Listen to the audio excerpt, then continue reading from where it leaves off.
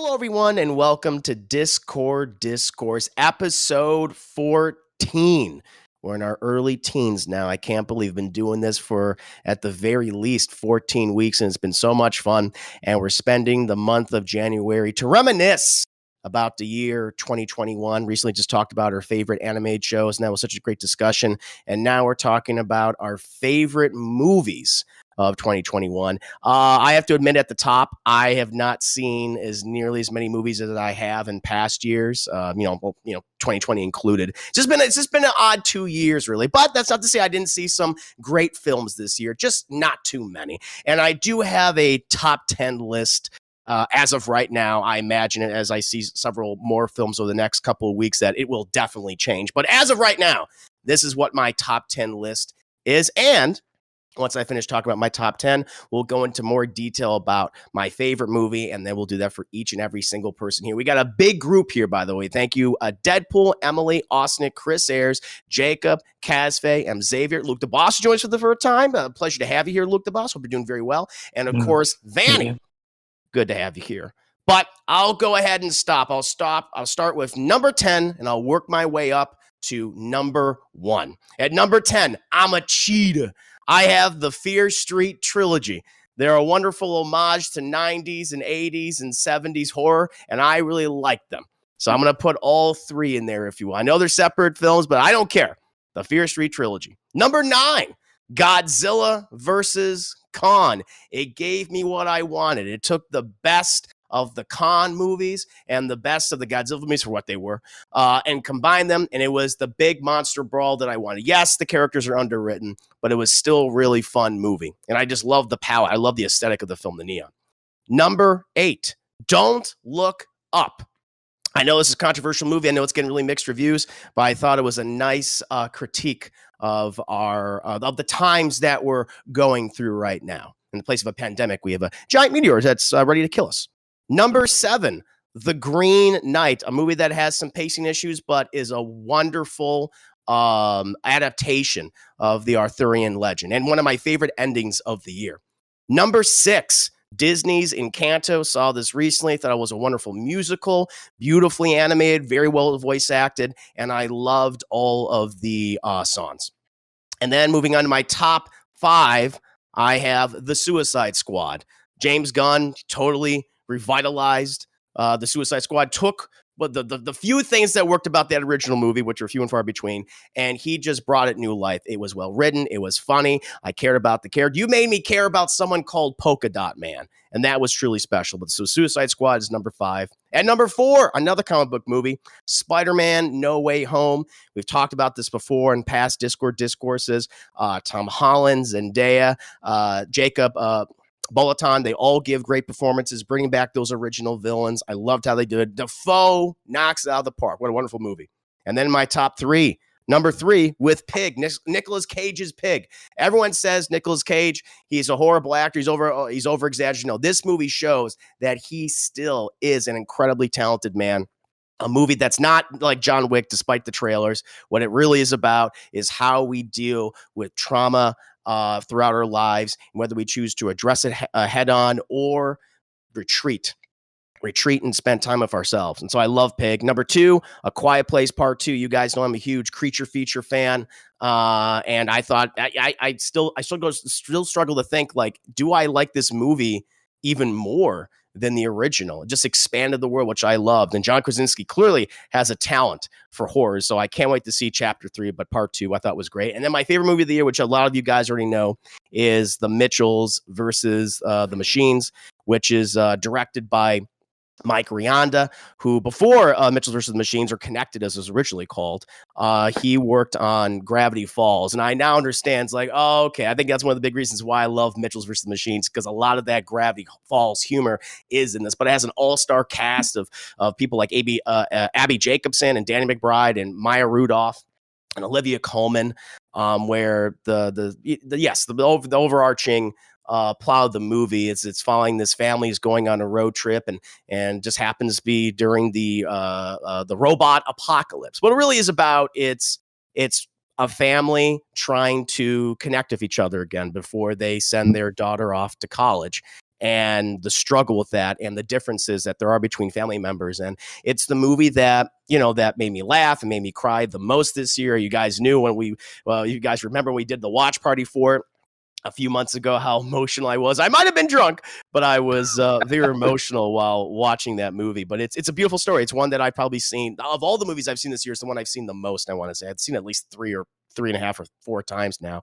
But it's beautiful. And it again, it's that type of animation we're seeing more and more, where it's like that Spider-Man Into the Spider-Verse animation. This again is Sony, which is so weird that their animated output can be something like Mitchell's vs. the Machines or Spider-Man Into the Spider-Verse or something like the Emoji Movie. It's like, Jesus Christ, the whiplash, the 180 going back and forth. But I hope they continue in this trajectory right now, offering these kind of animated films. And it's one of those movies where it's like, hey, make sure that you're produced by Phil Lord and Chris Miller, because I think they'll do you right. The projects that they seem to touch always seem to work out very well. But yeah, to me, it is my favorite movie. I think it's the best movie of the year. But I want to open up to you guys before we move on to everyone else's top 10 list or just top movie list of 2021.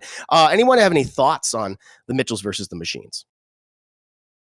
Yeah, I loved it. Honestly, that's my number one pick as well. Nice. And it really does have walk that really nice line of really, really silly. And like, there's some jokes that are just like, that just kind of hits you right in the funny bone for it. Mm-hmm. It's telling a relatable story with it too. It's got some strange sci-fi elements for it too. It talks a little bit about our reliance on technology. And it's at its absolute core, it just has a really nice family dynamic too. Yeah. And like it's a good reminder, like versus stuff like the Emoji Movie, where they kind of talk down to you. They take what is the easiest joke we can possibly do, and Mitchell is the exact opposite of that, where they do respect the audience's intelligence, and they just really just told a very at times very mature, very dark story, but just in a very lighthearted way too, and it addresses some heavier issues too, which I really respected. Agreed. Hit me right in the feels too. I loved it. On your point, I just want to mention like how, like in the Emoji Movie, they go after the low hanging fruit, or like those. Of course, you would make that kind of joke. Mitchells vs. the Machines, like they're referencing things that are in our culture, like the whole segment with the Furbies, which was this huge craze in the 90s. The thing is, they made it like a part of the story, and they actually had some really clever gags for it that it worked. And so it's like, hey, if you want to have stuff that addresses our culture, do it this way. They actually put some effort into it, whether it be when it came to the writing or just the animation. Like that entire sequence I thought was brilliant. So I totally agree with you, Danny. Anyone else have any opinions on Mitchells versus the Machines? I do. You go, Chris Ayers. Oh no, you go ahead, Austin. So anyway, so I was a big fan of Michael Rianda. This is one year I watched the entirety of the first season of Gravity Falls commentary for every episode, and you don't realize how big of a part of that show he was, because he only did the first season and then left to work on this movie. Right. But man, is this movie? I remember this is like the last trailer we saw just before the pandemic happened. Like this trailer came out and then the pandemic happened, and I was really looking forward to it, and like it blew my socks. It was better than I think anyone could have expected it to be, and I think it is a really just simple story of a family kind of just going on a road trip while like all this crazy stuff happens. But I think at the core of it is it's really relatable, I think, to a lot of people here, because it's about being creative and having and sort of dealing with parents and the kind of generational gap between I'm really into this, but my parents are really into this, and trying to kind of find common ground and find kind of connections between, even though you guys love each other, there is, I think, a lot of relatability to Katie and what she goes through and the story that's being told in the movie, and while also being funny, and it makes fun of a reliance of technology, but still it's at the end of the day, technology kind of saves the day. It's weird. It shows the best and worst of it. Mm-hmm. Which I think is cool. It's a nice balance. And you're right. Totally agree with you where it's examining these generations and how they struggle to relate to each other. But the movie has those moments where they do find that common ground. It's beautiful because of the struggle throughout the entire movie. And the sacrifices, I think, that like certain generations make for other ones, and sometimes we don't even know about. Mm-hmm. Very true. Anyone else have any opinions on Mitchell's versus the Machines?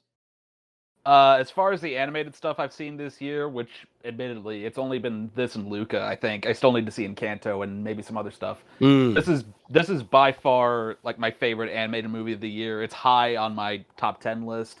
I hadn't watched Gravity Falls beforehand, so I didn't really know what to expect going in, but afterwards it made me really curious to check that show out, and I cannot wait to see what these guys do next. These directors. Same. No, Mike Rianda did such a great job, and the fact this is his for not obviously including Gravity Falls, his first cinematic theatrical release film. It's like, wow, what a way to start! Incredible. So can't wait to see what he's going to be doing in the future. Anyone else have any opinions on Mitchell vs. the Machines? Danny McBride. Holy crap! Oh, he's so good in it. Yeah, he's fantastic as the dad. Yeah, and somebody who's like, I think, more known for like darker humor, more adult style humor for it, and putting him into a family comedy like this, especially an animated one, like it shocked me how good he was in it and how much emotion he's able to convey, especially what feels like it was his first time doing something like this, and he just nailed it. He was in Kung Fu Panda too, so. Oh, was he really? Yeah, I liked him in Kung Fu Panda too. I liked him. He was good. He was like a henchman, so he was. Like he was. Character. It was the role. It's like, oh, of course, Dan McBride would play that role. Yeah, no, you're right. Does anyone else have any thoughts? I think Deadpool, you wanted to say something? Yeah, I think one of the best parts about Mitchell vs. the Machines is that the characters are all believable. Yeah. A lot of animated like movies and shows, they tend to make like the characters a little over the top. Mm-hmm. I mean, kind of like what Simpsons has kind of slowly crept into doing. Sure. Where those people shouldn't exist in real life. But with Mitchell the Machine, like all those characters are believable. Like the dad is completely believable. The mom, the daughter, the son, like those are all people that we either know or in some cases for Chris are. So like it's just like I work like phone support IT, and yeah, there are a lot of people like the dad who do not understand technology in any way, shape, or form, and are most likely scared by it. So like the movie is 100% believable and relatable, which just kind of adds to it. They don't have to resort to doing, like I said, over the top jokes that just kind of get annoying. Yeah, even though it indulges in like internet culture, like I was never annoyed by any of their gags, and even when they do callbacks, like later on, like at the very end of the movie, I was like, wow, it still worked well, and it wasn't grating at all, so which was great. But you're totally right. Like all these characters are believable, despite it being an over the top animated film. They are. Like I love how the character of Aaron, who is also voiced by Mike Randa, the director, like he's obsessed with dinosaurs, and we always knew, like I was that kid who was obsessed with dinosaurs at one point. Would go to the library and get all the dinosaur books and just read them, or we've known someone like that, or you have or in Katie, where she's obsessed with film and filmmaking, and no one really understands her ideas, but then as she's going to college, she's like, oh, these people get me, and yeah, that really spoke to me, and so yeah, it's a beautiful movie. Does anyone else have any other last minute thoughts for Mitchell's versus the Machines? I'm sorry I'm late, but I thought it was astounding. No, good to have you here, Ace Rock. No, agreed. 100%. I was shocked at how good this movie was. I remember like it was like, oh, this looks fun. Okay, it's from the same people that did Into the Spider-Verse. All right, we'll see how this is. But no, I was already liked the trailer when I saw the movie. I did not think that would be when it was called Connected originally would be my favorite movie of 2021, but it is, and it's a movie I really encourage people to check out, even if maybe the trailer wasn't to your liking. But moving on from me and my top 10 list, let's go ahead and go to Vanna's Spheres. What is your top 10 list and your favorite movie of 2021? All right. So for me, number 10 is Encanto. Again, haven't just watched it with you. I really genuinely did respect how much effort and care went into this film. Great songs, etc. Really good. Number 9, I was really surprised with this one, Vacation Friends. It was on Hulu, starring John Cena. Like I've seen John Cena in other comedies before, and he genuinely tends to stick out as just being a highlight. And very much so, same thing with this one. He was just super funny, super weird, and I want to see him in more comedies as well. Number 8 is America, the Motion Picture from Netflix. Just overall a fairly solid over-the-top animated comedy, but at the very end with just a really dark and just sort of sobering ending. And I really respect just how far they went there with just kind of a reminder of just, yeah, we have a lot of work to do in this country. So I respected it. Next one is the Muppet Haunted Mansion. I am very much somebody who, like, I live 20 minutes from Disneyland. The Haunted Mansion is my favorite ride. I adore the Muppets, and it was a Gonzo-centric story with great music and celebrities. Super short. It's like 45 minutes. It's really more of, I wouldn't even necessarily call it a film, but I just loved it so much that I felt it was worth discussing quickly. Nice. Number 6 is Shang-Chi, Legend of the Ten Rings. Just the way they sort of retconned Iron Man 3. Simu Liu was absolutely fantastic in it, and we got a really solid villain this time. Like, I think we got somebody at that Loki level of just somebody who's super memorable. And yeah, just like, I know people didn't necessarily like the third act. I personally found it absolutely fine. But yeah, it's opening up like the next phase of the MCU, which I was excited about. Next one, got another John Cena film, Suicide Squad at number, what's that? My number 5. Yeah. Super fun. And this is what the original Suicide Squad film should have been, where you just embrace the weird. You have little redemptive moments, but overall having fairly dark characters doing dark things. And Margot Robbie, again, just really did knock it out of the park. I think even from a physicality standpoint, her sense of humor. I still think Kaylee Cuoco is still the highlight Harley Quinn right now in current MC or DC films and content. But Margot Robbie, I think, did a great job. Number 4, Dune. Again, just visually, music, the cast, the acting, everything, just really did a great job. I just wish there was more of it. And for an already very long film, it flew by to me very quickly and very much enjoyed it. Number 3 is Spider-Man No Way Home. I had the tears. I had even like with having like a small piece of the film spoiled for me. It was still super exciting to see it, to see these major scenes happen, and just to see Tom Holland's evolution as an actor from the first Spider cameo from Civil War through now, just seeing how he's grown into this character. And yeah, and just there's so many scenes that I want to talk about that it's still, I think, not fair just to avoid spoilers and for the sake of time. But there's a lot of like, God, that hits you right in the feel moments, which I appreciated. I'll skip to my number 2 to talk about that one more in depth, because my number 1 we talked about was Mitchell versus the Machines. But very close number 2 is Green Knight.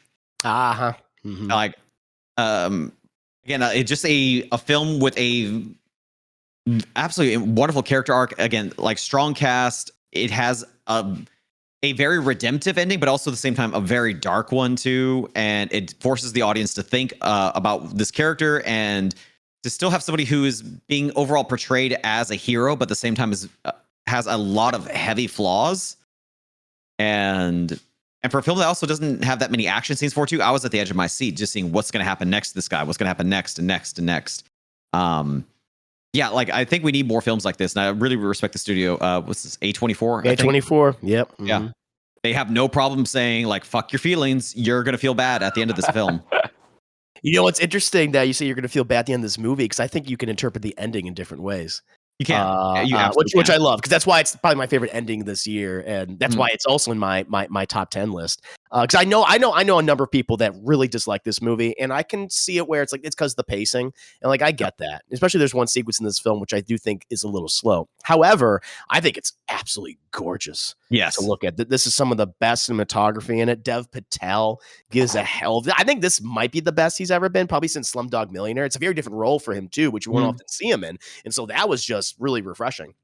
But no, I loved his entire arc and what he goes through and how he realizes like, oh yeah, I have been a piece of shit, which is totally what the Sir Gawain and the Green Knight. That's what the Arthurian legend is about. This incredibly flawed individual, and then he is confronted with his flaws. And I love I forget the filmmaker's the name. He also did, I think, Pete's Dragon a number of years ago before he did David this Lowery. one. Oh, David Lowery. Thank you, Chris. I loved his choice to change the ending, because I know that might piss off a few, Arthurian lore masters, but I really like that. It's one of those really special films, and shows that hey, medieval movies or medieval style films don't only need to be like Game of Thrones; they could also be like this. And so I'm right there with you. Does anyone else have any opinions on The Green Knight? I guess we're the only ones that saw it. Yeah, we Vanny. liked it. Yeah, it was. It was excellent. It's absolutely worth a watch. I was just doing something. I saw it too. Yeah, I agree with you guys on everything you said. It looks amazing. Dev Patel's performance is incredible. I agree. This is probably the best thing I've ever seen him do. His arc and the way it progresses is fantastic. And I didn't have any problem with the pacing at all. I thought I was going to because of how much you kept bringing it up, but I never felt it. It just flew by for me. And it's a great Christmas movie. I guess so, because it does take place initially on Christmas. Right. Yeah, I'm adding this to the marathon now. I'm going to do it. There you go. There you go. Perfect. I love it. I love it. Van, do you have any other thoughts on Green Knight or just I think this is where like just like Mitchell versus the Machine, this is a film that respects the audience being intelligent and can come to their own assumptions. And even to your point, like the ending can be interpreted like with a positive ending for like a redemptive arc, but still with a solemn ending, or just maybe this look of like, yeah, it's still a dark ending, but it's like one thing's like it's the opposite, like the Disneyfication of like all like stuff like Snow White and the Seven Dwarfs or Pinocchio or things like that, where like they're like these are all like tragic heroes, and Disney then takes like, no, we'll give everyone happy endings. Green Knight is like, nah, bro, nah. Again, it can still definitely be interpreted as a I wouldn't say a happy ending, but more of a positive ending. But it's still dark. It's still a dark film, and it just expects you to pay attention and not hold back. And I loved it. I thought, again, a small cast, but a great cast too. Agreed. I think the actors are used very well. They all give terrific performance. Some people play different characters too. Which I think is really cool. But no, thank you, Vanny, for going over your list and your second favorite movie of 2021. Right. But Luke the Boss, please go into detail. What was your top 10 of 2021 and your favorite movie of 2021? Well, I don't really have a top 10. That's fine. But I can just I guess a quick list of movies I enjoyed. So I liked, just like you, I include the Fear Street as like 3 movies, like the whole thing, because you have to watch all of them, So yeah, I like the Fear Street trilogy. Don't Look Up was a good movie. Mitchell versus the Machines was way better than I thought it was going to be. Like, I looked at it and I was like, oh, that looks like it might be all right, but now when I saw it, yeah, that was great. But also so there's some movies that maybe won't probably get put on anyone's list, but I don't know if anyone's seen the Demon Slayer movie. No, but I know that was a huge. It did very well commercially. I think critically it was well praised. I saw it. It's awesome. It was a pretty good movie. And also there was this other Sony animation movie that came out on Netflix, but it was like a month after Mitchell versus the Machine, so like I don't think anyone really paid attention to it because everyone was still on. But there's this movie called Wish Dragon, and I actually enjoyed that. I liked Wish Dragon. I watched it. It has a. Do you remember what's his name? Rocket Jump, Freddie W. I know you're talking about Austin. Rocket Jump. Yeah, Freddie or Juan, right? Yeah, it's his brother. Yes. Oh, is that who it is? Oh, good for him. Yeah.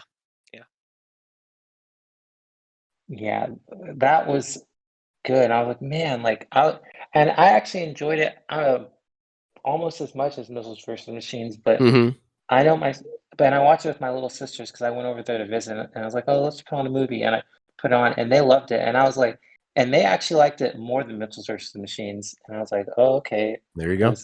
But it was good, and I'm trying to think of one more movie. Oh, recently I saw Being the Ricardos, and that was surprisingly good. Nicole Kidman, she did a great job. Nice. No, I know that I believe Martin of Double Toasted, he spoke highly of that movie. So that's awesome. No, very good. No, thank you. Thank you for going over your list. Appreciate that. Newsy Ducky, what is your top 10 or your top films of 2021, and what is your favorite movie of 2021? Oh, hi, everyone. Sorry I came in late. No, it's no problem. Happy to have you here. To be honest, I only have 5 movies that I like. That's totally fine. I guess, well, the 5th one is the third part of Conjuring. I actually like it. I like the whole Conjuring universe. I just like the horror element to the other supernatural. So yeah, the fourth one is The Eternals. I like the MCU movie, so I also like it, and it's kind of like a reunion of the Game of Thrones brother. It So is, that's yeah. why yeah, and I cannot wait for the sequel for that with Kit Harington's character. So and then the third one, it's gonna be the Spider-Man No Way Home. I like it. Yeah, I like the people and the buildings there. So a lot of good buildings, a lot of good people in that movie. Yes, yeah. No spoilers. Mm-hmm. The second one is, I would say,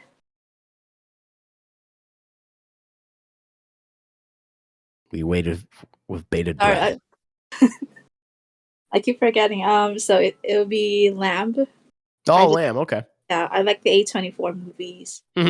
Especially 2 years ago, the Midsommar, I'd say. Yep. I also like Lamb. So it was it had a nice unexpected twist at the end, especially with that man lamb hybrid at the end. So yeah, I like it. And I would say the first one that my favorite is The Last Night in Soho. I just like I mean sure the ending is kind of rushed, to be honest, but I mean I like the build up to that point of the ending. And I just like everything from the set and the costumes and the production. It really had the 60s vibes, and the way that they alternate between the present and the past. I actually like it. It's a smooth transition, I would say. Yeah, and that's all I have. Nice. No, thank you. No, thank you for going over your top five. The one thing, because I imagine Last Night in Soho was on a number of other people's list. I have not yet seen it. I will see it eventually once it's easily available for streaming. But one of the things I did appreciate from the trailers, you brought up, Newsy Ducky, is just the aesthetic of the movie. Like, I mean, clearly Edgar Wright is just indulging in that 60s retro look, which is very visually pleasing. Yeah, even just recently finishing up the video game Deathloop, which has that same aesthetic, I think is great. So that's one thing I always liked about the trailer that really popped to me. But does anyone else want to speak on Last Night in Soho if you've seen it, or if it is on one of your lists? It's on my list, but I'm gonna hold back until it's my turn. Okay, no problem. Did someone else want to say something? All right, no problem. Well, thank you again, Newsy Ducky, for going over your list. Appreciate that. M. Xavier, what is your top 10, your top movies of 2021, and your favorite movie of 2021? Sure. So I didn't come up with a list, but I do have like one movie in particular that I wanted to bring up, and that was Nightmare Alley. So I'm not too familiar with besides like Pacific Rim and Hellboy, I'm not too familiar with Del Toro's filmography, and so I went into this movie with a little skepticism because obviously I've heard all the good things about it, but I was like, okay, maybe I'll give this movie a shot, and I did. I can say that for the first like 30 minutes to an hour, I think it goes by kind of slow because it's a lot of exposition, but I think that all of that stuff is needed because the payoff is really well done, and you have to go through like that exposition and everything that happens in the beginning to get that payoff. I think that once you get into like the second and third act, that's when the movie like really gets interesting. It feels like almost like a gangster film at points, and Bradley Cooper, his character, because I was gonna say sometimes you root for him, but I don't think you root for him at all. I think he's like kind of slimy and almost like to the point where you're like, yeah, I don't like this guy at all, and I like the way what happens with his character, how it ends. But yeah, really, really well done movie. I was really surprised by it, and now it makes me want to go and watch more of Del Toro's movies, more of his like maybe non genre movies, because like Pacific Rim and Hellboy, I feel like those are genre films, but like more of his other movies, and also more they low with key this. movies. Yeah, thank you. More of his low key movies, and then I think that this movie, even though it's not being touted as like a creature film in similar to other Del Toro movies, like, but this movie still has like vibes of like creature elements in it, which I thought was still kind of cool. So, yeah, really enjoyed it. I'm actually glad you brought this up. I was curious if this was on anyone else's list. Because it seems so difficult to see this movie since all the screenings for were being canceled. And because theaters want we're going to put more Spider-Man screens in there, Spider-Man screenings. But I'm glad you brought this up. One, I would encourage you, Xavier, definitely do check out some of his earlier films. I think if you like something like Nightmare Alley, then definitely check out the Devil's Backbone or Pan's Labyrinth. It definitely does delve into supernatural and creature stuff. But Shape of Water. But Shape of Water. But they're also grounded. Also, like one of his original ones, Kronos. I want to check that one out too. I think you'll dig those. It's interesting because I haven't seen that movie. But when I looked at the trailers for it, it looks like it's his prototypical it's another creature feature from him or another like supernatural movie. That's why I wasn't interested in it initially. I was like, it's him doing the same shtick. But like hearing from you and other people, it's like, it's not that. It's not that. No, it's a noir. It's a crime movie. And I was like, really? Wow, I just think they mismarketed this film. It's a shame because I see it popping up on a lot of people's best of lists, much like yours. Does anyone else has anyone seen Nightmare Alley? And what are your thoughts on it? I'm just kind of curious. Well, there you go. No one else has seen it. Well, I'm glad you brought it up, Xavier. You're not the only person who I know. Again, Martin Thomas Double Toasted. He brought this up, and it's one of his favorite movies of the year. And so I have to check it out. I don't know if I'll be able to get it, maybe able to see it in theaters, but I will check it out on streaming as soon as I can because it keeps popping up a lot of people's best of lists. So thank you for mentioning it here. Kazfei, what are your top 10 favorite movies of 2021 and your favorite movie of 2021? Well, as far as movies that came out in 2021, I was only able to put together a list of about 8 that might add up to 10, depending how you look at it. Mm-hmm. So, I'll start with number 8, which is more of an honorable mention, is South Park Post-COVID, even though it's technically more of a TV special, but you put them both together and it's a movie. And I kind of need to stretch this list a little, but number 7 is 8-Bit Christmas, which is that Neil Patrick Harris movie. Mm-hmm. I just liked that it was a good combination of it's very similar to A Christmas Story, but it also does take some of the tropes from that movie and change it around and sort of expand upon that genre of coming of age Christmas films. And, I kind of have my own little story about wanting a video game for Christmas, so it resonated with me.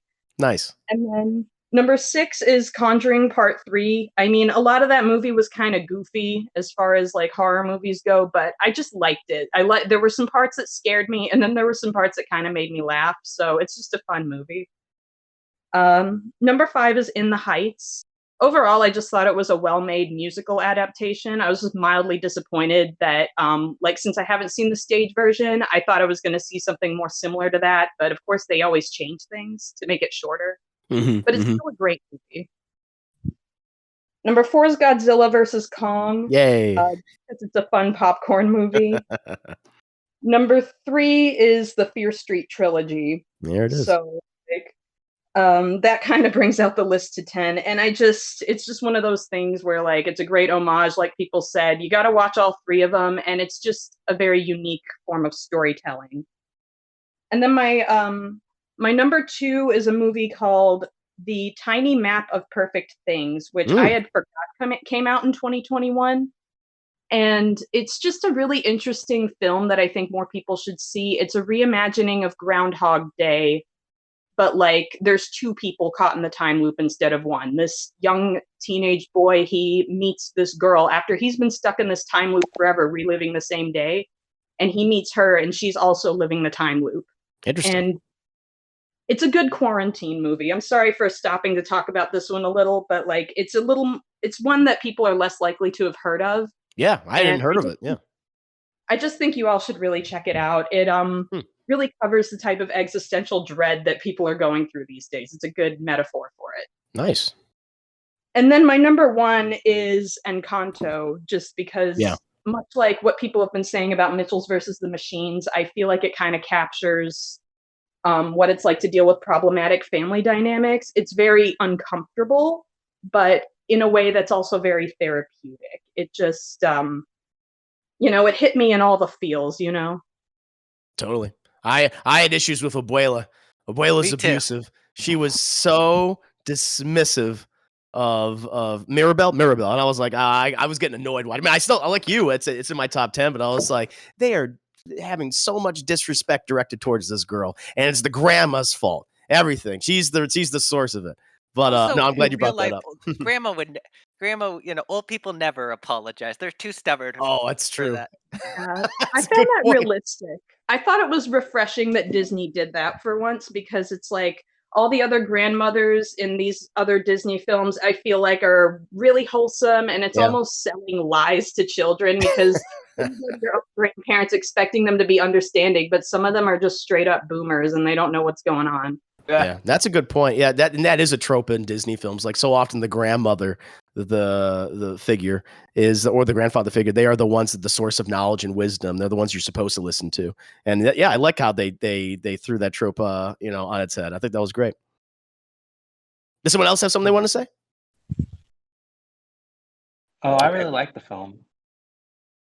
It's good. Like, and just as far as like, because I know there's only been there hasn't been like a Disney animation Latino film, but like with Coco, like with Pixar, that was really good. And so whenever Disney Animation was doing this, I was like, I wonder if this will be as good as Coco. And I was like, it's actually is pretty good. Like it's on par with that. Like I was really surprised. And yeah, for a movie with no like overarching villain, I mean, I guess you can consider Abuela kind of a villain, but no big bad. I was like, okay, this is good, Yeah, I appreciate. It did the thing that that Coco didn't need to do. Like Coco didn't really need like an overarching villain. That's almost felt like tagged onto it. Like this one's like, no, we're confident enough. It's like yes. The family dynamic is toxic, and the movie is definitely showcasing that, and they become better people because they're speaking honestly with each other at the end of the film, and they're more welcoming of both Mirabelle and of Bruno. By the way, that song, "We Don't Talk About Bruno," no. I've been listening to that the whole time. That is such a wonderful song. All the music throughout it. So good. No, so I'm so glad you brought that up, Casper. Did anyone else have anything you want to mention with Encanto? I just want to mention. I haven't seen it, but my son absolutely loves it and makes me play the soundtrack in the car like all the time. Good. The music, man, makes it that listening to that music makes you want to see that movie just because of like, okay, you hear the songs, like what are the characters doing then while they're singing these songs, and the animation for each. It's not even that one is great, and it's creepy and so over the top. But they have some other ones in the movie that are also really good. The one, the sister who has super strength, I really liked her song as well. I thought that was great. But did you want to mention something as well as Osnick? Oh, I just wanted to mention, I really like how it's a musical, but it's an animated musical, but they dance like it's a realistic musical. Like, even though there's like some crazy stuff going on, it's mostly a lot of just like actual dancing, which I really like. Also, I learned this recently. The guy who plays Marabella's dad, that's Handy Mandy. That's the voice of Handy Mandy. Really? Oh, really? Oh, that's funny. Yeah. I'm like, oh, that's who that guy is? Nice. They're going for the best talent imaginable. I love it. Wow. Very cool. Yeah, no, I'm right there with you, Cass. Like I said, I love Encanto as well. Moving on, Thunder Lee, Jacob, what are your top 10 favorite movies, and what is your favorite movie of 2021? So, I was thinking about the top 10, and then I only got 9 because I did not want to put Matrix up there. You do. It's your list. I'm listen. Just because I dislike the movie does not mean that you guys can't have films that that I dislike. You're like, no, you're forbade. No, please. If you don't add it, if you want to add it there, please do so. No, I was. No, I was just thinking about Matrix. It's like, nah, it's not that enjoyable enough to put it up there, in my opinion. But you are gonna be mad at me for this number 9 one. Space Jam 2. I'm mad at you. That movie's horrible. No, I love you, Thunder League, but that was my worst movie of the year. So I gotta defend myself over this one. Space, yes, it's not that good of a film, but it's a film that I just sat there and I just like shut off my brain and I just laughed because it's to me, to be honest, like there's some good parts about the movie that I like. Like I did like Don Cheadle a lot in that movie. He was the more charismatic character other than the Looney Tunes characters. So like it's Don Cheadle's performance that really puts it on the number 9 spot. Number 8 I mean, is I'm with you. It's not as bad as it's not as bad as everyone says. I mean, I don't like it, but it's like on par with the old film. It's like yeah. I would have put the old film at a number 10 spot, to be honest, but that's just me. But number 8 is Godzilla vs Kong. Story is not good, but I just love the action in that, and when you get to see the fight of Godzilla and Kong, it's one of the most like thrilling and fun moments in the movie. So yeah, that's my number 8. Number 7, I was thinking of putting these movies together, but I decided not to. But Fear Street 1666, that's the part 3 and the conclusion of the Fear Street trilogy. And I enjoyed this movie, but there's not really enough scares for me in that film. And when you're touching the topic of the Puritan times, it's a hit or miss because you're dealing with the topic of witchcraft, which is not bad, but it's like it like I would watch The Witch like a lot more times, and I love The Witch. Number 6 is Fear Street 1994, which is part 1. I like that film a lot. The only thing that brings it down is that I did not like that first part of the movie where it was like a tribute to Scream. It just kind of felt cheap to me. So, but other than that, it was well acted, and there's moments in there is like, what? They killed that person? I'm upset. Number 5 is Zack Snyder's Justice League. This movie is the movie that I wanted to see years ago, and we never got that because a lot of studio interference, Zack Snyder needing to back out because of family issues, and I really love that film. Yes, it's 4 hours long, but it's paced in a way like in chapters that you could just watch it like a show on HBO Max. So you could just watch that first part, and then you could watch the second part, then the third part, and you could stop anywhere in between, and then come back. Number 4 is Fear Street, 1978. That's part 2, tribute to Friday the 13th, and I really do like this film a lot. That's where most of the scares for me worked. And yeah. Number 3. A lot of people will fight me on this, but I will fight back on this. Halloween Kills. It's not a bad movie. It's not. It's a fun movie. People were upset that Laurie Strode took the backseat. Bro, she was hurt. You think she's gonna freaking go ahead and she needs someone and she hurt herself. But other than that, this is a Michael Myers film. And they gave explanation of Michael Myers' intentions up to a certain point. Yes, the people were dumb, but they deserved it.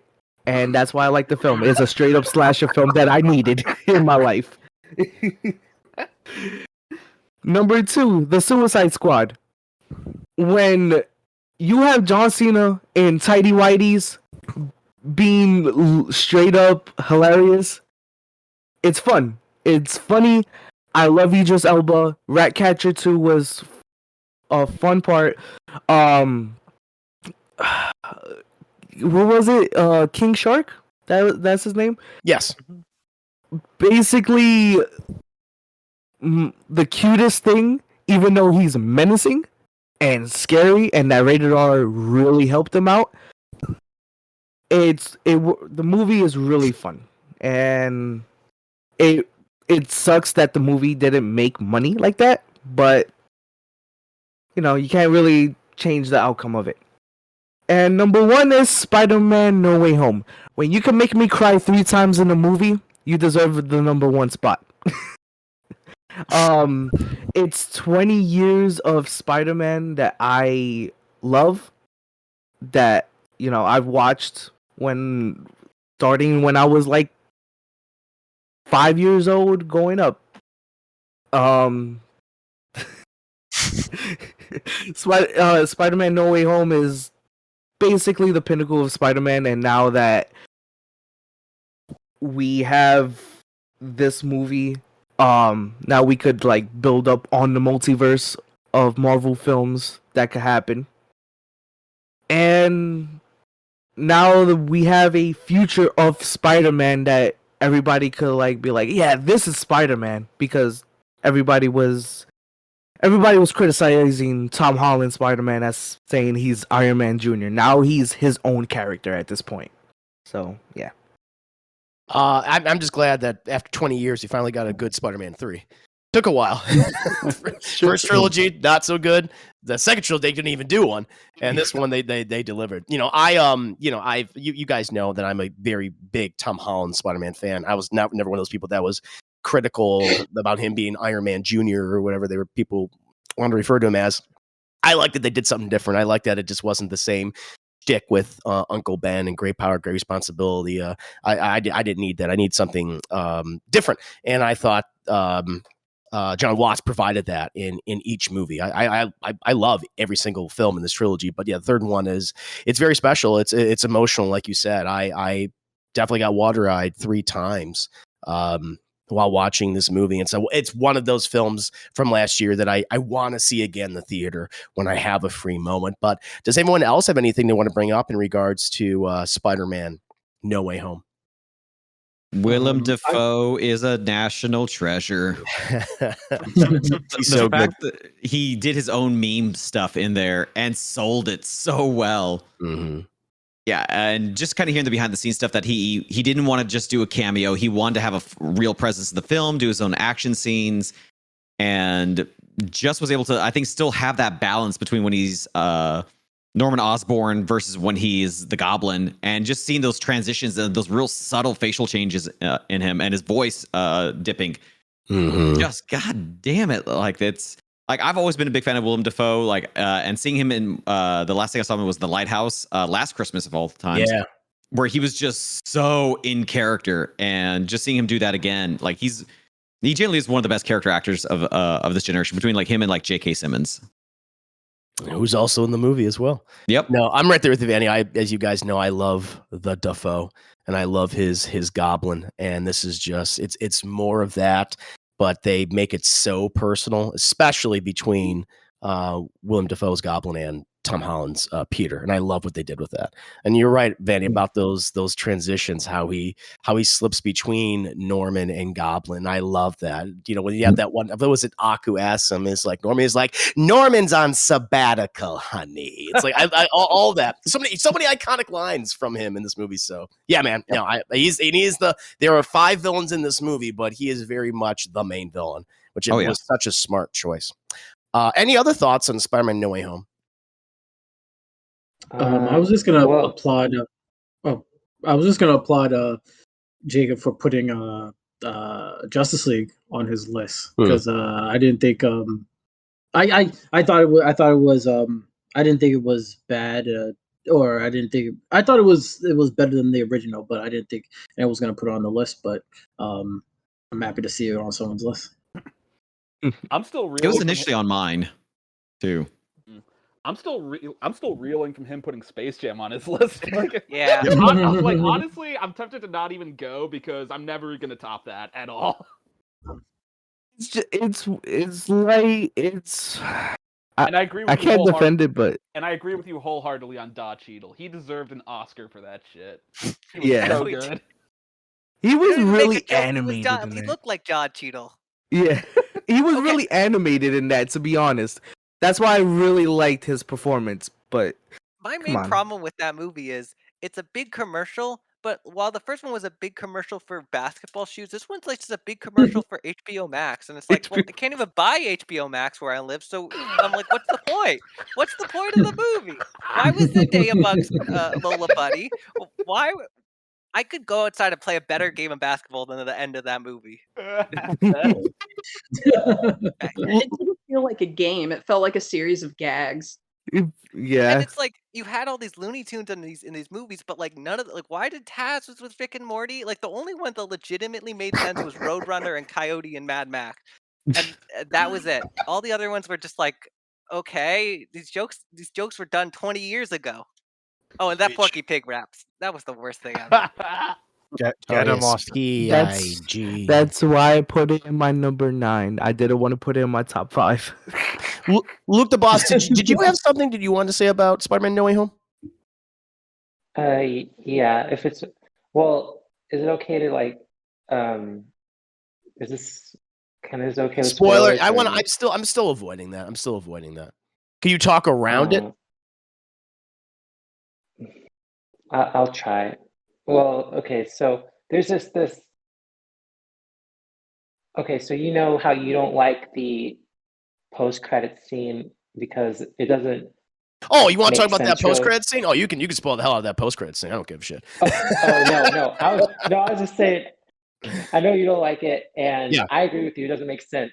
Well, there's this one other scene in the film that doesn't really make sense to me. And at first I thought, oh, am I just nitpicking? But then they bring up something later to where it's like, okay, so they know about it because they bring up something that it ties to. Right. But I get what you're I'm saying. like, yeah, but since I can't say it, I don't. No, wanna, I probably know what you're referring to too. There are plot. Listen, like, cause yeah, it's in my top 5, but the movie does have plot holes. It does have that's a problem based up because it's so reliant on other movies of the past, and it created a weird flawed situation for itself. And it's one of those things where it's like you either just go along with it and go like, yep, that's a flaw. We got to move on. But other people like, I get it. I understand. People that bothers people. Yeah.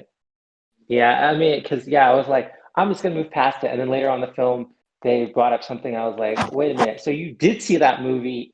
The writer, whoever did see that movie, but I guess the other writer wasn't paying attention, so they just wrote 2 different. I don't know, but yeah. No, I mean, no. It has some issues. It has some plot structure issues. So no, you're right in bringing any of them up. Yeah. I just want to be careful because I know it's like such a big movie and things, and I don't want to spoil for anyone else who hasn't seen it yet. Because there's going to be that person. I think by the time we get to next week in January, we'll be good. We'll be good after that. Then it's like, okay, you need to have seen this. But does anyone else have any thoughts on Spider-Man No Way Home? I have a confession to make. Please. I still haven't seen it. There you go. That's why I was careful. I want to be careful. No, for everybody. I think I've waited too long, so it's like fair game for spoilers for me. Yeah. Like I wouldn't be upset at this point. Mm-hmm. But it's like there's a couple of movies that like I'm realizing that like I should have like a top 10 like list of shame of films I haven't gotten around to seeing this year. Yeah, to see. Yeah. No, it's one of those, man. We're still in the middle of a pandemic right now.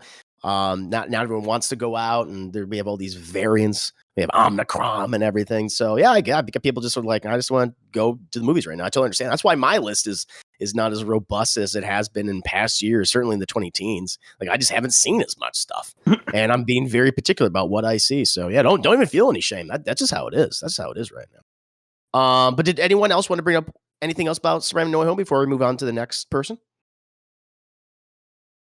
Okay. Chris Ayers, your top 10 of 2021 and your favorite movie of 2021. Okay, here we go. So, my number 10 is Dune. Very absorbing in its world building and its visuals.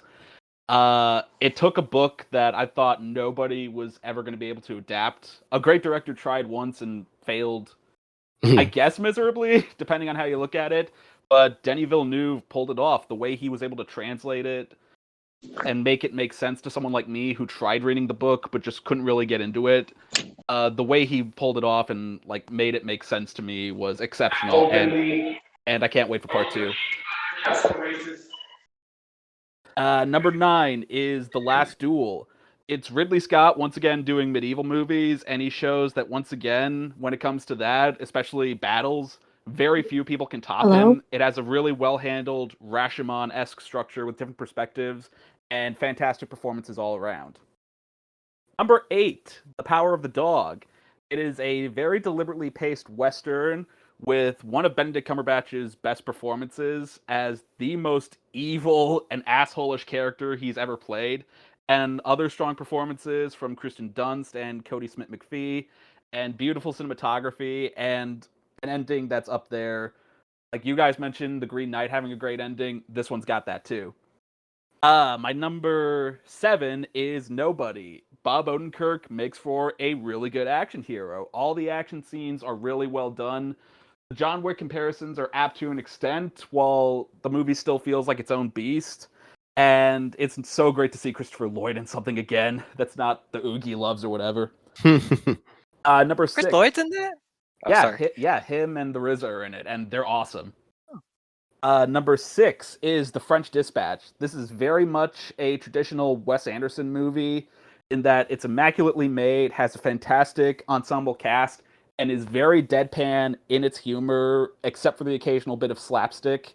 And it's also very, very sweet. I know some people are kind of hot and cold on him. I can kind of be that way at times. But this is one that really worked for me and almost feels like a spiritual sequel to Grand Budapest Hotel at times. My number 5 is The Green Knight, a new Christmas classic, I say. A very interesting story that is absolutely epic in its scope and in its cinematography. And like we mentioned before, Dev Patel, his character arc and his performance is fantastic. Number 4 is Lamb. It's an A24 movie. Not quite what I was expecting, but everything you could possibly hope for and how out there and weird it is. And yeah, it's bizarre. Like the places it goes are so demented. And yeah, that ending is chef's kiss. Number 3, The Suicide Squad. It's James Gunn going full hog on the insanity. It's him salvaging what a lot of us, I'm sure a lot of us thought was an unsalvageable franchise starter with the first Suicide Squad. And yeah, he really pulled it off. I loved every single character. This is the first time I've actually genuinely enjoyed Harley Quinn in something. She's usually a character that kind of gets on my nerves, mostly because of the voice. But she really worked for me here. All the action stuff was cool. And yeah, it's easily my favorite modern DC movie so far. My number 2 is The Mitchells versus the Machines. It's so hilarious. It is so sweet. It is so silly, but silly in a way that's especially well done. And yeah, again, I haven't seen a lot of animated stuff this year, but of the stuff I've seen, it's easily my favorite. And my number 1 movie is, as I'm sure a couple people have probably guessed, Last Night in Soho. This is Edgar Wright going into full-on horror movie mode. He's not satirizing anything.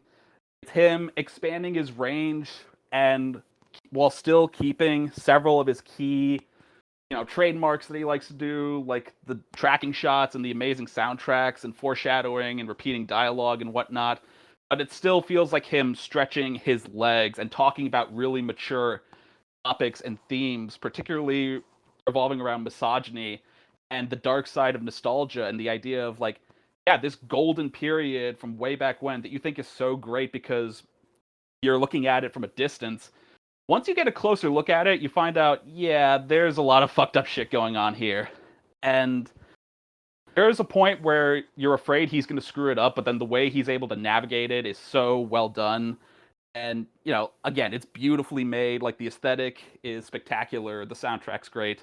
The cast in this is amazing. You've got Terrence Stamp, Matt Smith, Diana Rigg, who this is the last time we're ever going to see her. She passed away recently, and it's a great one for her to go out on. Joy, who is so perfectly cast as the character she's playing. She fits right at home in the 60s, and because she has that timeless quality to her where like you can see her coming from any time period and she would fit. And yeah, Thomasin McKenzie as the lead, like I cannot say enough positive things about her in general. Like she's had such a great run so far, whether it be Leave No Trace, where people first started to kind of notice her, or Jojo Rabbit as the girl in the attic, where I think like more and more people, I think most of us in here, that's probably where we first spotted her. To even in Old, which, you know, not a great movie, lots and lots of flaws, but I'd say she gives probably the strongest performance in that. And then in this, where it's her like taking charge and like being the lead in a big movie, and she does it so well. Like, and yeah, I think this is the big like sort of breakout movie for her because she is just so endearing and so likable, and she's reached that point where whenever she's in something, no matter what it is, I'm there to see it. And yeah, this is the movie that, of all the movies I've seen this year, this is the one that I haven't been able to stop thinking about since I saw it, and I keep flashing back to it in my spare time when I'm not doing something, and yeah, that's why it's number one on my list.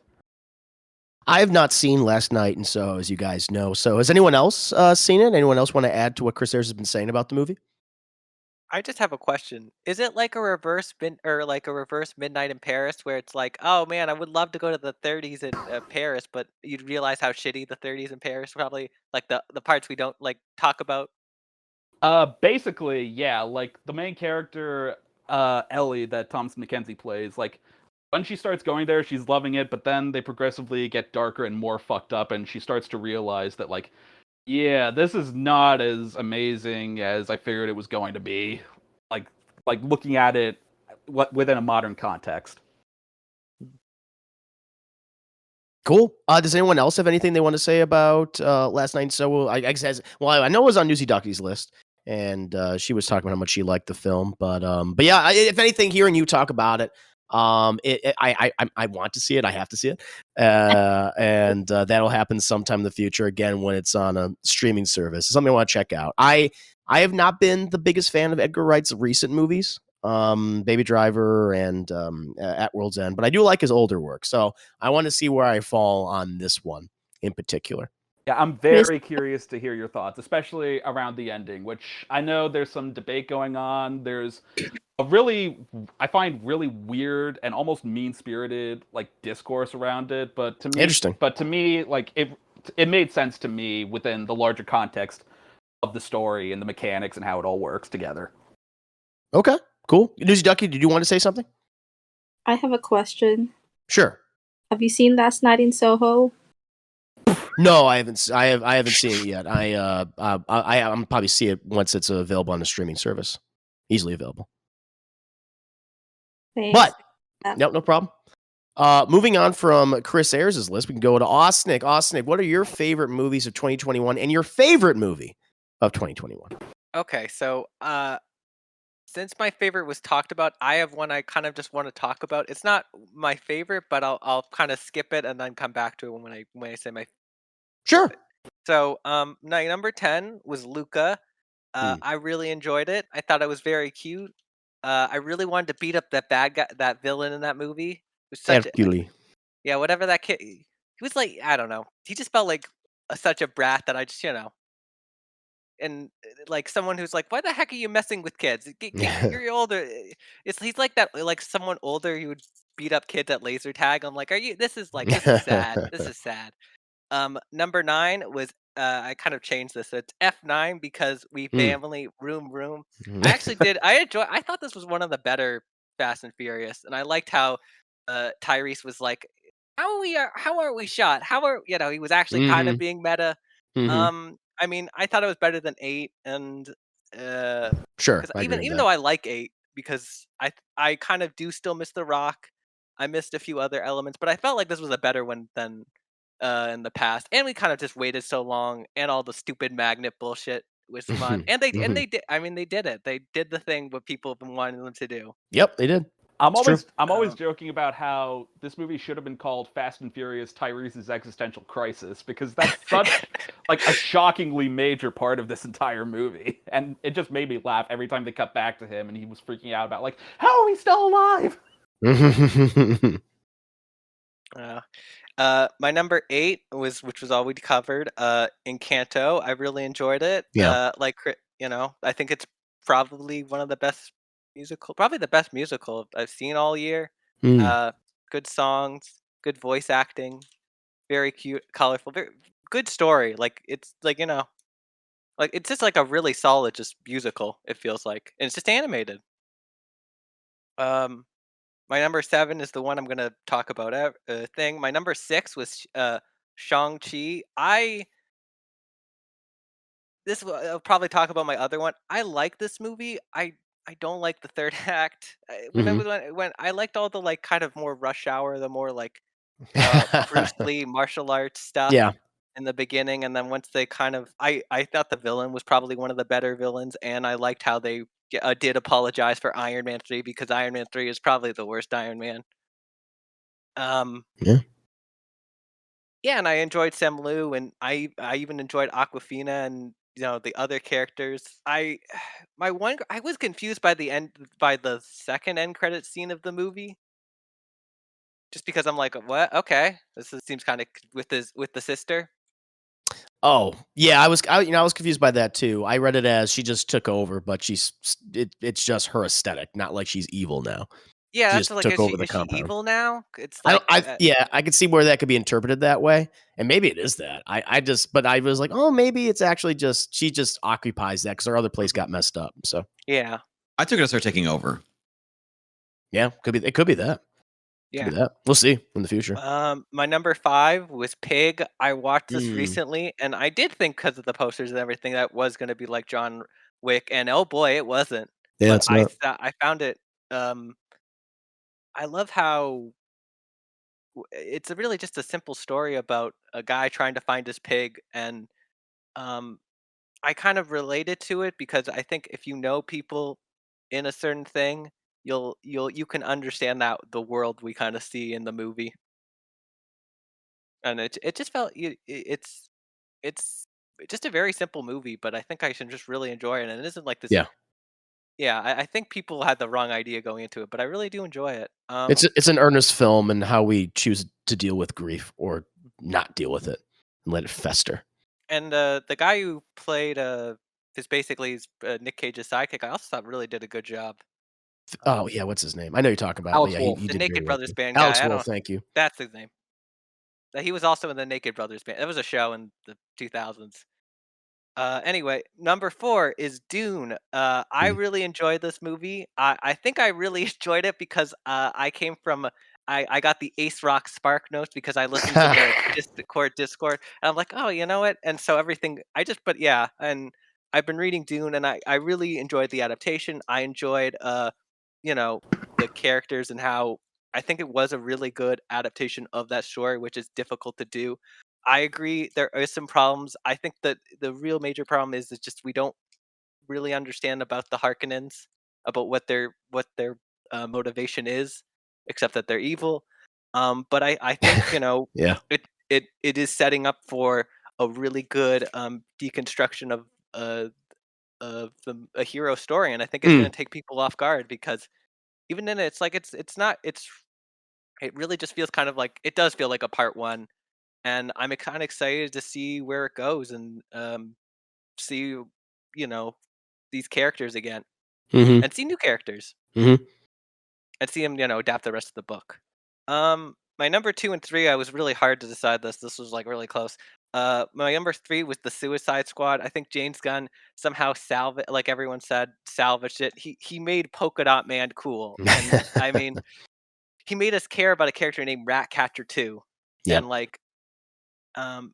and yeah, and I think the reason both these movies are so close is because they are like the source material. Unlike the first Suicide Squad, this one feels like about D-list, B-list, C-list villains going on a Black Ops mission.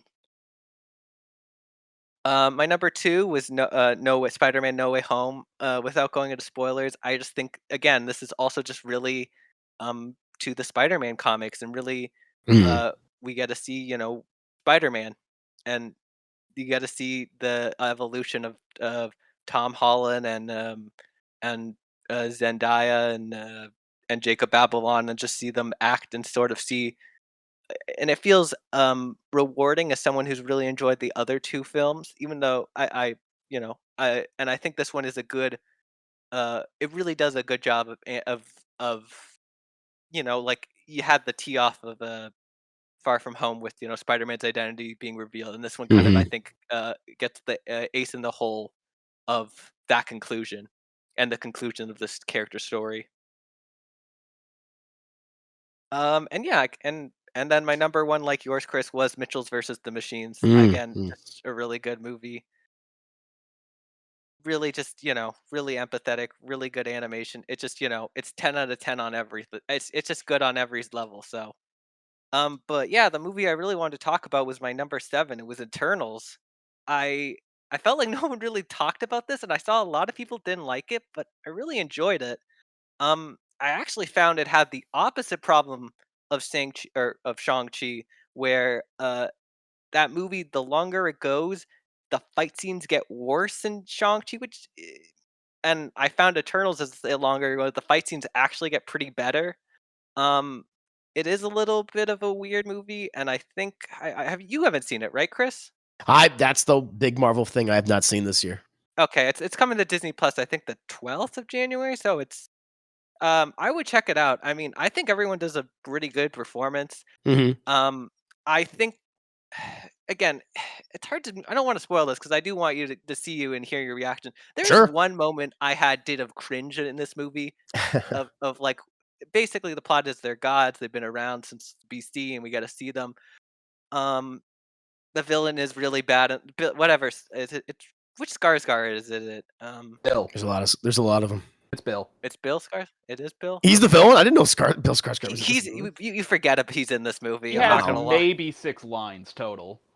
Jeez, right. What a waste. Very much so. But I like the idea of them trying to kind of blend the cosmic stuff with the sort of mythology. Sure. I think the speedster in this is really cool. I'm trying to remember what her name is. She's mute kind of, and so she sort of like Toph. So she uses like vibrations to like tell if you're telling the truth or not. Okay. I really like Kumail Nanjiani. He basically has a Gallic gun powers. He literally does finger guns as his powers. That's funny. I like that. But he's like a big Bollywood star, and you even got a nice like Bollywood dance scene. Yeah, but I think everyone does a really good performance, and I think just the powers are really interesting and cool, and some of the questions that they're bringing up, and I will say it has probably the best end credit scenes of any of the stuff this year, better than because Spider-Man's was whatever. It was the worst. Yeah, it was pretty bad, but this one actually probably had better because I'm interested to see where these characters go. Like I mean. I want to see maybe like Nebula fight Angelina Jolie's character from this movie. I want to see Thor team up with Kumail Nanjiani. And also I should say I probably think the best in this movie, even though he's not in it too much, was Brian Tyree Henry. That's a hard name to say. He's just very cool, and he's just very down to earth, and I very much enjoyed him. Also, they do some stuff. I'm like, wow, they did this in this movie. There's some like, wow, they references this in this movie. And I'm excited to kind of see because they do set up some pretty interesting stuff for the MCU, and I'm kind of excited to see where it goes from there. Also, I really enjoy what's his name, the weird looking guy, kind of looks like Barry Keegan. I don't know what it is. Barry Keegan. Who has the very weird face. He kind of looks like Diet Ezra Miller. I know you're talking about. Yeah, he was also in Green Knight this year. Oh. But yeah, I think it's a better movie. I liked how it, it did have LGBTQ stuff. It did have some pretty, stuff. I'm like, I don't think we've ever had this in a Marvel movie before.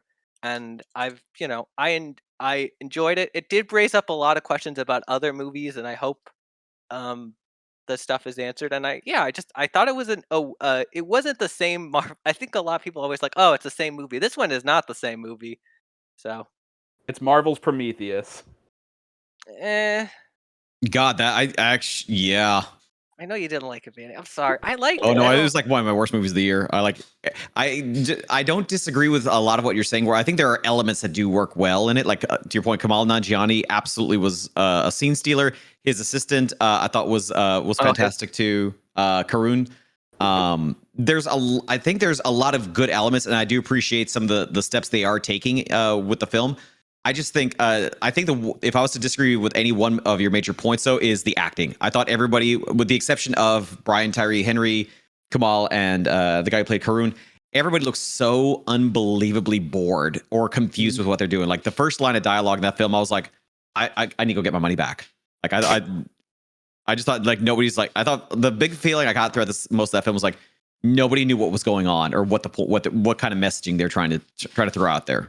It feels like, yeah, I get that. I just felt like there is a lot of messaging in this movie, and it's not exactly clear what the right answer is. That's how I got, you know. Yeah, I just think Cersei in the film, just like if she's meant to be like our character avatar to walk us through this world, she was just so bored. Yeah. And super confused for it too. And like even as much as I did like Kamal Nanjiani's character in this too, I ended like, again, not his fault for, but just the story direction they went with it was just, these are just bad decisions everyone's making. Like this is just like very confusing. Like it's not even confusing. It was just boring. What they have him do before the final battle starts makes no sense to me. Yeah, I was very confused by that. I would agree. Like that was a part where I do agree the movie has problems, and but I still think you could like something with problems. And you know. Sure. Yeah. Like, no, I understand this. It's kind of like when Double Toasted gave their review for it too. And Corey was very complimentary of the film, but he also does acknowledge like, yeah, this is not going to be a film that everyone's going to like. You're going to kind of fall in. I don't think there's going to be anybody's going to fall in between with this. Either you're going to be somebody who walks away going like, yeah, it's flawed, but overall I had a really good time with it. Or you're going to kind of be more my camp of just like, no, this is like hands down Marvel's worst film. I'd rather watch Thor: The Dark World like on repeat than see Eternals one more time. I don't know if I'd go there. Like I'm with you, Vanny. I didn't care for this. As a matter of fact, the more days pass since I saw it, the like slightly worse it gets to me. But I will say it's not the worst Marvel movie. I think Thor 2 is still worse. Like there's just so much wrong with that movie. It's not even funny. I think Iron Man 2 might be worse. I can't say for sure, but yeah, I'm glad, Austin, that you liked it. I'm glad that you got as much as you did out of it. It just didn't work for me, and I wanted it to. I feel like I was one of the few people like within our circle who wanted to give it a chance based off the trailers, but actually watching it, it was just like, The way it was shot was pretty great. I like just the look of the film. I was blown away just because I'm so used to the way like Marvel normally shoots their films, and they look great. Don't get me wrong, but it's always the same. They always look the same to me. And this one, it's like the director switched it up, and I was like, man, like this is pretty great. Like it almost reminded me. It did remind me kind of Dune, and I was like, wow, this is like very art house. Yeah. No, I'm sorry. There's parts that work. There definitely are parts and elements of it that do work. Like I think for me, the Eternals is a 30,000 feet film. Like from a distance, a lot of it really does work. It's when you start really kind of seeing like the more the nitty-gritty, I think that's where I think you start to divide up into the two camps. Is either like yes, stellar cast, absolutely amazing cast. Overall, I think the performances, with a couple exceptions, were very, very weak. Or visually, yeah, very stunning, but a lot of it also feels kind of meaningless too. Or it does raise some good questions about what the future of the MCU films are going to be. But also at the same time, a lot of it is so existential too that I could either see if they don't go full force with it. I think they may have set the Eternals where if it didn't get the kind of acclaim or praise that they were hoping for, that they could very easily just disregard all of it or wait a few years and then come back to it with maybe a new cast or director and try it again. It's one of those films that is clearly very divisive. I love hearing the back and forth. I just can't add anything because I just haven't seen it. I would give it a watch though when it comes to I will. It's a Disney Plus film. Yeah. That's how I'm going to watch it. It's 100% Disney Plus. Yeah. Like I do think like Black Widow was also another one of those where like, yeah, this totally should not be a full theatrical release. That I think the film definitely is probably one of the more generic MCU films to come out in recent years, and it took Hawkeye to fix it. I could see that like Eternals having something like that. Like they could do like a branch off or a sequel or a spin-off series maybe, and that will kind of address some of the issues for it. But not to go back to DT too much, but I do agree with Corey's sentiment where this should have 150% been a TV show. If it was a TV show where they had time to breathe, this could have been amazing. And everybody who in that cast, as good as they are, none of them are really star power level actors. Even Angelina Jolie has fallen so far from being like the Hollywood actress. Yeah, she could probably do an HBO Max series and do just fine. And I think she would have been much better off doing something like that, where she comes in for like 2 or 3 episodes and then she fucks off for the rest of the season if she was too big for something like this. I agree with you, but I think Marvel's good at course correcting, so I think they can do a good job with an attorney. Because I mean, like, we got things like for Ragnarok. We've they've addressed their stumbles before. Oh yeah. So, and I want to see what the impact this movie does have on the MCU, because I think it's an interesting one. It is. Yeah, it's very different. I'm sorry, Deadpool, you want to say something? I'll give it one thing, because I kind of thought it was kind of bland. I enjoyed it. I think it's like mid-tier Marvel at best. Like there was really nothing I could really cling on to too much. I thought the characters were really interesting. I wish they did more with them. Except they took a lot of times they took a backseat to the main plot, which I was like I kind of got bored with. But I'll give it one thing: it was different. Which a lot of the Marvel movies sometimes feel cookie cutter, but this at least they were trying something else. I will say I like they referenced the thing in D&D, so that might have just been me. That might be a dumb thing that I enjoyed, but yeah, I would give it. I would check it out. Try it. If you don't like it, you don't like it. If you like it, you like. Okay. No, I'll check it out when I have the opportunity to do so. I know what you say, it's coming out next week on Disney Plus. So who knows? Maybe I'll do a spoiler review for that movie. I'll do that on my scene by scene breakdowns. It might be on, but moving on. That probably is. No, it definitely is. So now then it just makes sense then to do it then. I'm obligated to watch no matter what one day. So, and I will check it out. I want to see where I'm going to fall on which side, because it is a very divisive movie from this year. But no, thank you for bringing it up, Osnick. Moving on from Osnick, Ace Rock, your favorite films of 2021 and your favorite movie of 2021. Okay, so I had like a list of films, and I kind of just as we went through them and talked about them, just for the sake of repetition, just kind of crossed out a couple and left ones that either haven't been mentioned.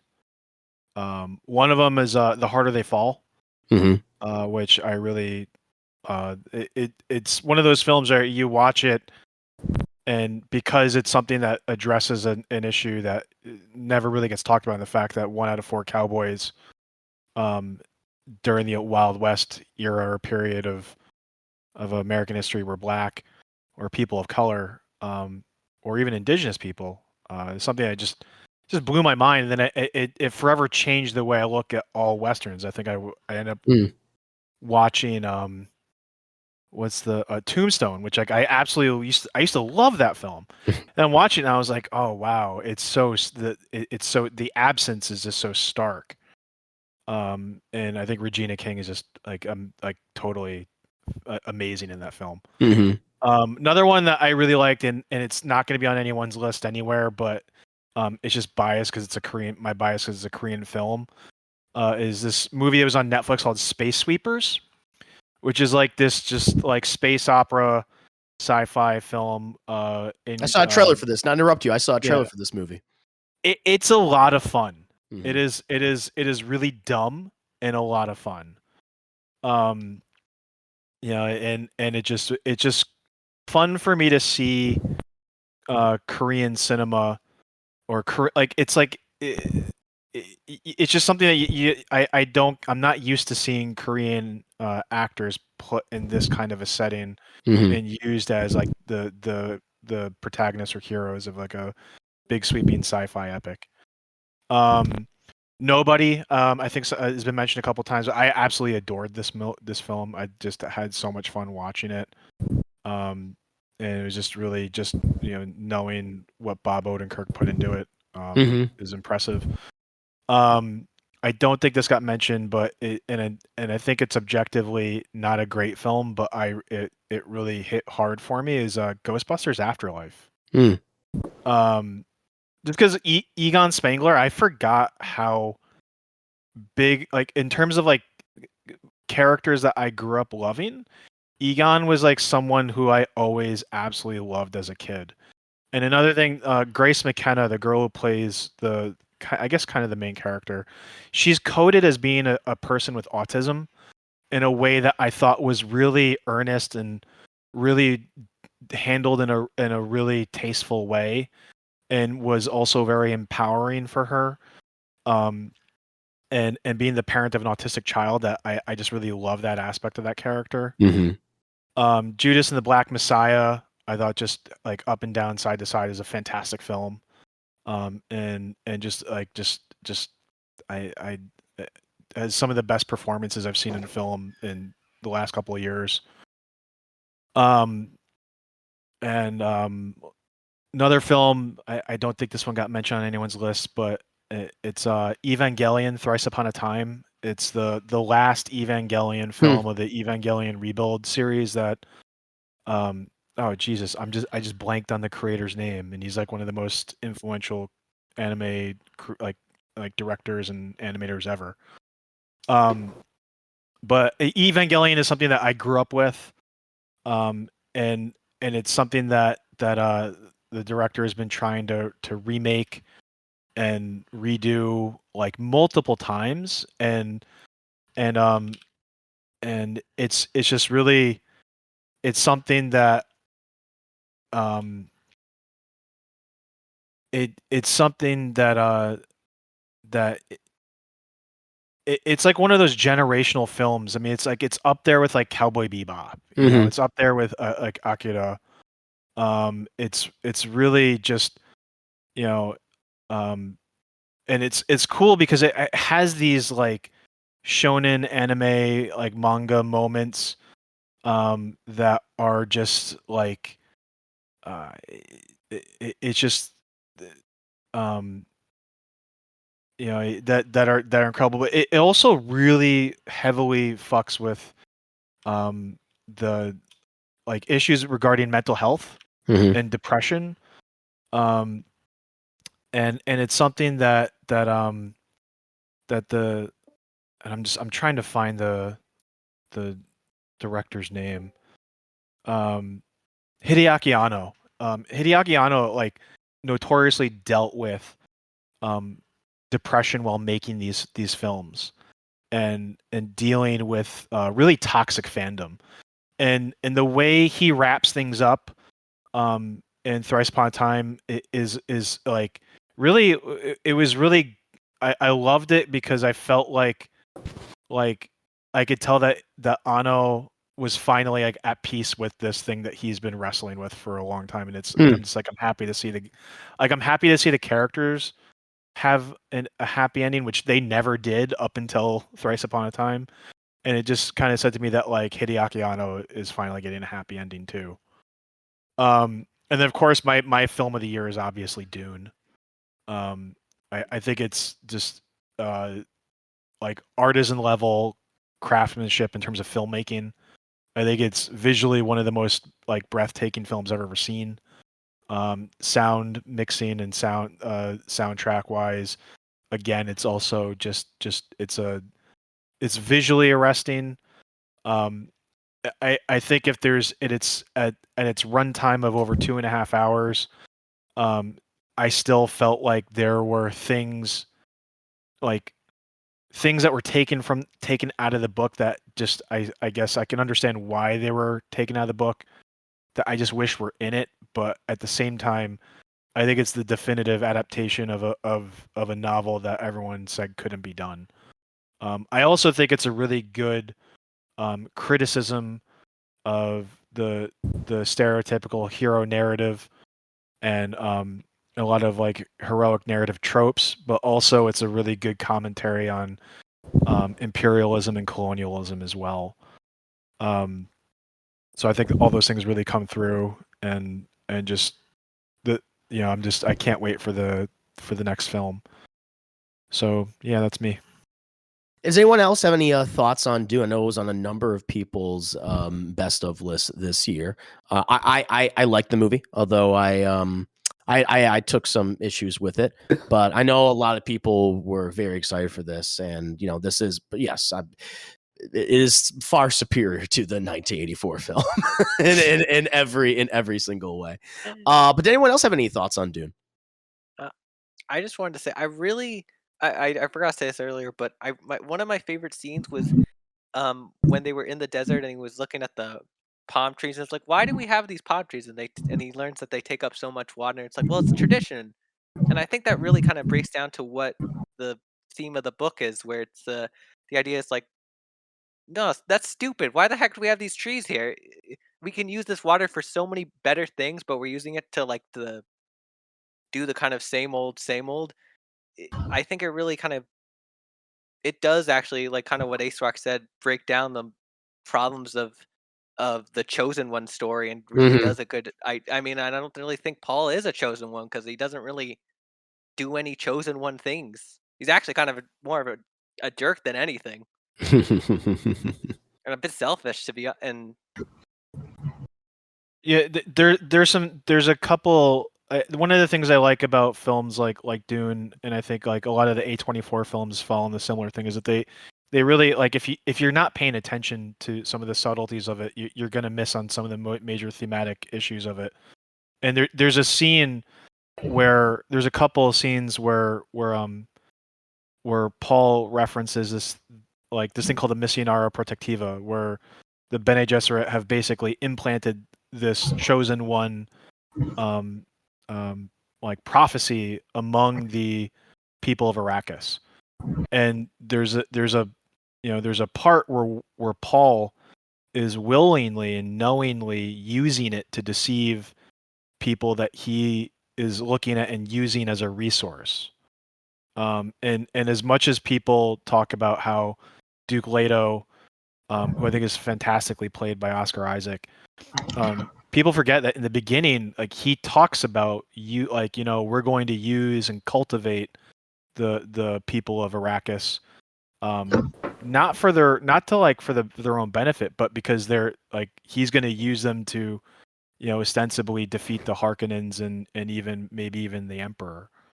So it's like it's there, but it's also it's there, but you got to look for it. Very nice. Very well put. Deadpool, yourself, good sir, your favorite movies of 2021 and your favorite movie of 2021. All right, I have 6 of them. Originally, I had 5. Then you reminded me of one that came out so this year and last year. Everything just seems to run together. All right, so my number 6 is Godzilla versus Kong. It's a fun popcorn flick. I mean, I think it's a little too over the top sometimes, but it's a lot of fun. It's what the first 2 Godzilla movies should have been, but Agreed. for whatever reason, they had to go to like, they just one character dies the first 15 minutes of the first one, and then literally the second one opens up with "Our son's dead." about these movies about giant monsters smashing cities and each other. Like they take it too seriously. Fortunately, Skull Island, knows to have fun with it, and they're able to kind of replicate that a little bit more with Godzilla versus Kong. So I had a blast, especially watching it with you. Thank you. Okay, so my number 5 is Judas and the Black Messiah. Like it's a really interesting story, and there's some really good performance. David Kula, like he does an excellent job, and it's to the point where I'm almost at the point of like standing up in my seat and just chanting on with him, like I am a revolutionary. Like he has that great of a performance. Like it's definitely worth watching just for him alone. And then my number 4 is your guys' favorites, Mitchell's versus the Machines. Like we've pretty much gone over most of it. It's just a really fun movie. Number 3 is the Suicide Squad. Just probably one of the best movies in the recent like DC Cinematic Universe so far. Agreed. A lot of fun. Hopefully they'll be able to do more with it, but who knows. Then number 1 and 2 for a while was kind of neck and neck. Number 2 is Spider-Man No Way Home. Right. The reason why it's not my number 1 is there's a lot of lazy writing. There's a lot of which I mean we've already talked about. Like there's a lot of plot points that don't make sense when you think about it. There's a lot of hand waving. It's magic. Explain stuff. And it's just like, I mean, they were so eager to cram the other movies into it that they didn't really stop to really think about like how can we make this work. It felt like making the plot make sense and consistent was secondary to trying to like say, hey, look all the stuff we have. Which I think you guys mentioned before that you're kind of afraid of Marvel going that direction. I think Corey mentioned it on DT, which I'm a little hesitant of because of this, but hopefully, because definitely plot took a backseat to a lot of the showcasing of various things and the emotional moments too. Yeah. So I agree with you. It's a fair criticism. It is. But it was a blast to watch. Like it's arguably the best Spider-Man movie. And it's definitely one of the better Marvel movies. Not the best. I mean, it doesn't. I don't think it holds up to like the first Avengers movie or like Captain America: Winter Soldier. It's definitely not the top tier, but it's close. And then my number 1, which I literally watched a couple hours ago in preparation for this this podcast, because I wanted to give it a shot before we see if I would like it or not. Is The Harder They Fall. Oh, okay. There you go. Like it has a powerhouse cast. You know, you have Lakeith Stanfield, you have Jonathan Majors, Delroy Lindo, Idris Elba, Regina King. Like it has a really good cast, which pretty much everybody gives great performances. There's not a bad performance in this movie. Plus, I'm a sucker for a good Western. And it definitely was a good Western. Like it knew when to use Western sort of tropes, but at the same time, it wasn't afraid to do something different. And it's beautifully shot. The set designs are fantastic, especially with how colorful the movie is. Like there's a couple fight scenes where like it's just like the screen's just popping with color. So it's really interesting contrast to what typical Westerns typically the color palette is. And on top of that, I think probably what really sealed it for me was how it ended, which I won't spoil, but I was thinking they were probably going to go one direction, and then they do a twist that I didn't really expect, caught me completely off guard. I'm like, that's actually a really good ending, and it makes complete sense.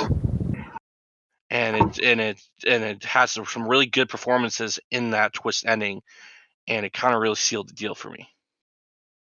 Nice. Well, I know you and some other people also had this on their best of list. So to hear you say it's your favorite movie of the year, it's one of those. I have not seen it yet. I want to. It's on my list of films to see from 2021 before I do my big Twitch best of the year. So to hear you sing its praises, it's like, okay, this is one I have to put at the top of my list right now. So that's awesome. Did anyone else have any additional thoughts on The Harder They Fall?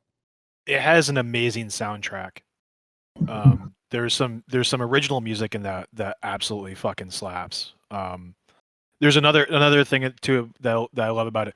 All of the main characters are based off of real people. That's cool. Like they make the story itself is fictionalized, but the characters themselves are based on people who are like documented to have existed. Like Delroy Lindo plays this guy Bass Reeves, who was a real. There's like books written on him about being a U.S. Marshal, and I think Jonathan Majors is actually a descendant of his. Oh, that's awesome. That's cool. Someone in the cast like talked about how like they like found out that they were descended from Bass Reeves, but yeah, one of the things I forgot to mention when I talked about was how much I love the soundtrack to it. Yeah, and the great thing about the soundtrack, it works. It's not like some movies which are period piece where they kind of force in modern music, but like all the songs work and make sense on the context of the scene. So which just adds even more to why the soundtrack's so good. Mhm. I really oh No, go ahead, Zero. I was gonna say that I'm happy to see the Harder They Fall and the Judas and the Black Messiah on people's list. I didn't finish Judas and the Black Messiah, but I really liked it, and I'm with Deadpool. Like I just wanted to chant with Daniel Kaluuya's character as well, because I was like, he's very charismatic, and you just want to root for him. And with the Harder They Fall, I just finished that today, and I also really liked it. But one of my favorite scenes is when they have to go to a white town, and not only is it it has like white people there, it's also extremely white. Like everything, like the buildings they have are white, and they even say like the name of the town, they say a white town. Whereas on contrast, when you look at the I think it's called Redwood, or I forget the other place that where the black people live, but theirs is more colorful and things like that. I laughed out loud when they take you to White Town. Like that was hilarious. There's actually a cameo in that scene by a famous MMA fighter, Donald Cerrone. The guy that Jonathan Majors stares down in the bank. I'm like, is that fucking Donald Cerrone? Who's like legitimately a bad ass fighter. He's like it's really funny to catch him in that film. Was he the mayor? Or not the mayor, but the bank owner, I think. No, he's like one of the. I think he must be like one of the security guards in the bank. Oh, okay. I see it. Very nice. It's again, just like I said before, this is the movie I clearly have to see before January's at an end. Because I feel like I need to not improve upon my list, because I have confidence in all the films that I have picked, but no, I want to diversify and definitely check out a lot of the things that you guys had. So and thank you everyone today for talking about your favorite films and your favorite film of 2021. So again, just want to go to the line. Thank you, Deadpool, Ace Rock, Austinic, Chris Ayers, Jacob, Kaz, Faye, Xavier, Newsy Ducky, Luke the Boss. Again, pleasure to have you join us for the first time. Really do appreciate that. And Vanny. Vanispheres. Thank you guys. This was an excellent show. It was a long one. Actually, not as long as I thought it would be, but it was a good one. It was a good length. So thank you for that. I just want to let people know. So throughout the month of January, we're going to be doing kind of our best of, or even worst stuff. I think we could potentially do. I'll keep like the same poll up that we've had on the Patreon. So, but again, as always, feel free to suggest anything else, and all the listeners too who have been listening to this on Patreon, feel free to suggest anything else as well. But I just want to say thank you guys, and bye. Bye. Bye. Hey, we did it.